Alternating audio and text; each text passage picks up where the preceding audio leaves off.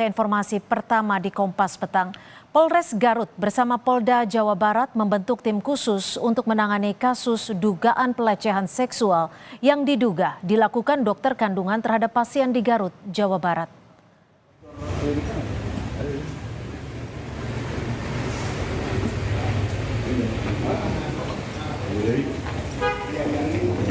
Kapolres Garut AKBP Muhammad Fajar Gemilang membenarkan peristiwa dugaan pelecehan terhadap seorang pasien oleh dokter kandungan di sebuah klinik di Garut.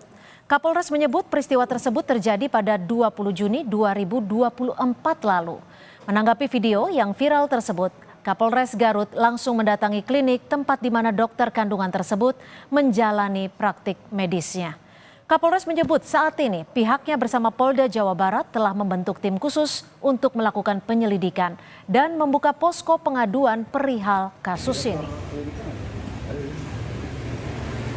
Garut beserta Polda Jabar itu telah membentuk tim khusus untuk melakukan penyelidikan.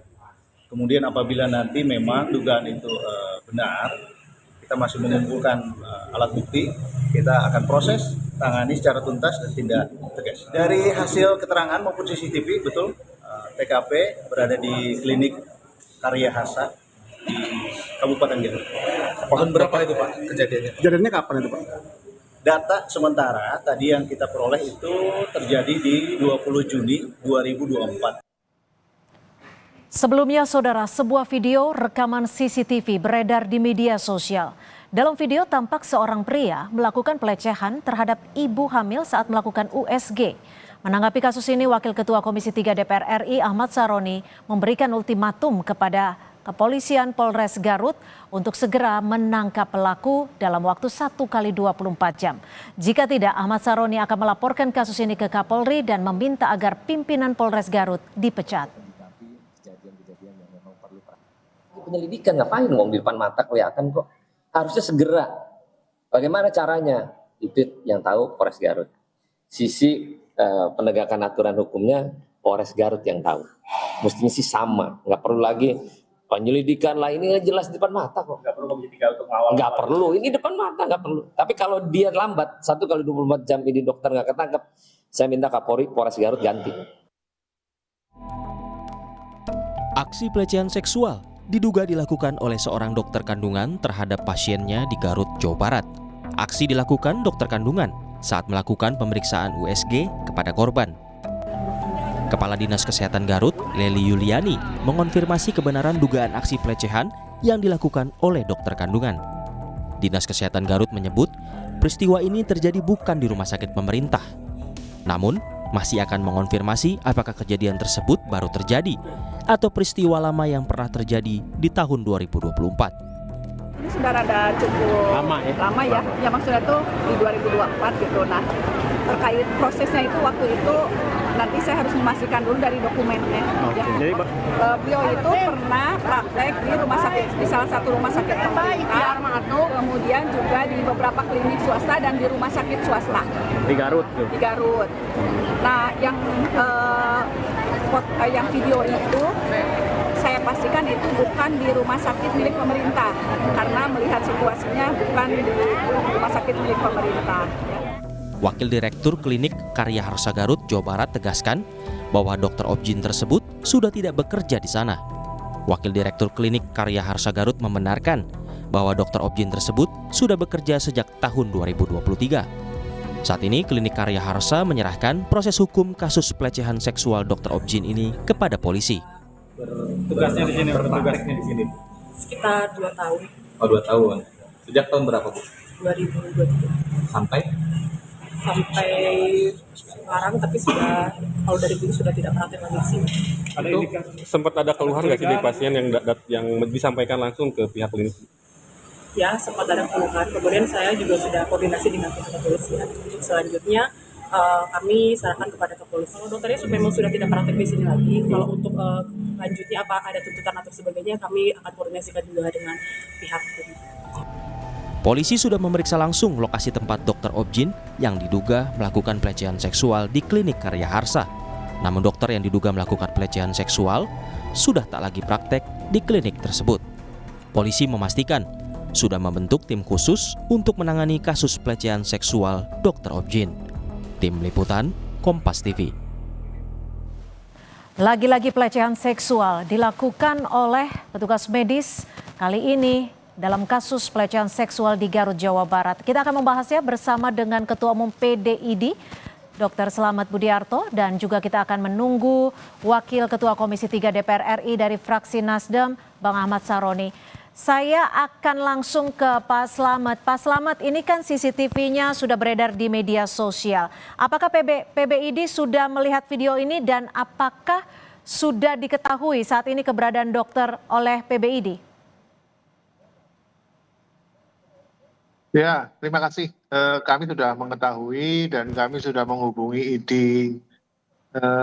cabang Garut tadi pagi, sehingga nanti lagi diproses. Dan saya juga heran kenapa di ruang periksa itu ada CCTV. Tapi kan justru CCTV ini yang bisa membantu terungkapnya kasus pelecehan seksual terhadap pasien, Pak Slamet. Ya, CCTV itu bisa itu kan harus izin pasien, ada CCTV kalau di ruang periksa. Gimana? Silakan Pak Slamet. CCTV itu biasanya itu di luar ruang periksa. Kalau di dalam ruang periksa, maka dia harus mendapat izin dari pasien karena itu kan rahasia kedokteran. Dari apa yang dilakukan oleh dokter tersebut ya saya kira kalau memang benar kita prihatin lah karena itu melanggar kode etik kedokteran. Tapi gini Pak Slamet, di luar ataupun terkait dengan keberadaan CCTV, tapi di sini sudah tampak bahwa peristiwa tersebut terjadi pada tahun 2024 lalu. Apakah PBID sempat mengetahui ataupun mendapat laporan terkait informasi ini? Sudah mendapat informasi. Kapan itu dari Pak media Slamet? sosial dan 1 hari yang lalu ya kalau nggak salah. Kan itu sudah viral mulai hari kemarin ya. Hari tadi kita sudah menghubungi Ketua ID cabang Garut untuk menindaklanjuti tersebut. Dan saya kira itu tidak bisa dibenarkan ya kalau memang dokter terbukti melakukan hal tersebut karena itu melanggar kode etik kedokteran. Kalau ID sendiri menemukan dugaan pelecehan seksual, apakah sudah dipastikan terkait hal ini? Ya itu kewenangan kepolisian ya untuk membuktikan bahwa itu terjadi pelecehan seksual. Kita hanya mengundang dokternya, terus pasiennya juga kalau ada pengaduan kan gitu kan. Jadi kita menunggu hasil dari kepolisian. Kalau dari PBID sendiri sudah memanggil dokter yang bersangkutan? Mestinya ini kan di cabang ya di Kota Garut, Kabupaten Garut. Saya kira ID cabang sudah mengundang, sudah memanggil untuk dilakukan klarifikasi. Untuk izin prakteknya sejauh ini seperti apa? Nah, saya tidak tahu itu kan kewenangan Kepala Dinas Kesehatan ya. Nanti bisa ditanyakan ke Dinas Kesehatan setempat yang mengeluarkan surat izin praktek. Pak Slamet, jika kita tetap masih menunggu hasil penyelidikan dari kepolisian. Namun biasanya jika peristiwa ini terbukti terjadi pelecehan seksual terhadap pasien, apa sanksi terberat dari ID? Sanksi terberat ya secara hukum, apakah masuk kategori perbuatan kriminal atau bukan. Yang kedua, ID kalau melanggar kode etik kedokteran maka kita proses terhadap pelanggaran etik tersebut. Sanksi terberat ya diberhentikan sebagai anggota ID. Itu sanksi terberatnya. Pak Slamet, ini kan peristiwa terjadi pada tahun 2024, kurang lebih sekitar 10 bulan lalu. Lalu mengapa sampai saat ini dokter tersebut masih memiliki izin praktek, bahkan diduga memang Dinkes ke setempat ini sudah mengetahui peristiwa ini? Ya silakan ditanyakan ke Dinas Kesehatan karena kami belum mengetahui. Kita mengetahui baru beberapa hari yang lalu setelah viral. Dan nanti saya akan cek lagi ke ID sana, ID Kabupaten Garut ya, untuk mengirimkan laporan kronologis ya. Tapi memang harusnya yang paham tentang izin praktek adalah Dinas Kesehatan Kabupaten Garut. Ya, kalau dari Ikatan Dokter Indonesia sendiri, apa yang bisa dilakukan untuk menjamin bahwa pasien mendapatkan pelayanan yang tepat dan juga akurat tanpa adanya pelecehan seksual? Ya, pertama adalah kita tidak henti-hentinya melakukan sosialisasi dan pembinaan etika terhadap seluruh anggota ID kedokteran, yaitu dokter. Itu kita tidak henti-hentinya akan melakukan pembinaan tersebut. Dan kemudian kita juga memberikan edukasi kepada masyarakat bahwa apabila datang sendirian lebih baik ditemani, kalau nggak ditemani oleh perawat atau tenaga kesehatan lain, sehingga akan mengurangi ekses-ekses hal seperti ini kan gitu.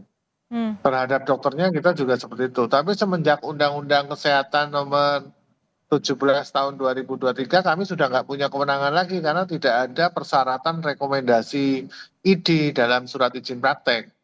Sehingga kita ya tidak tahu terhadap setiap dokter yang praktek gitu. Kalau sampai saat ini dokter tersebut yang dokter kandungan yang diduga melakukan pelecehan di Garut, Jawa Barat itu masih terdaftar di Ikatan Dokter Indonesia, Pak Slamet? Masih. Terakhir kali melakukan pembaruan izin kapan nih Pak? Selama dia masih praktek berarti dia terupdate, masih aktif.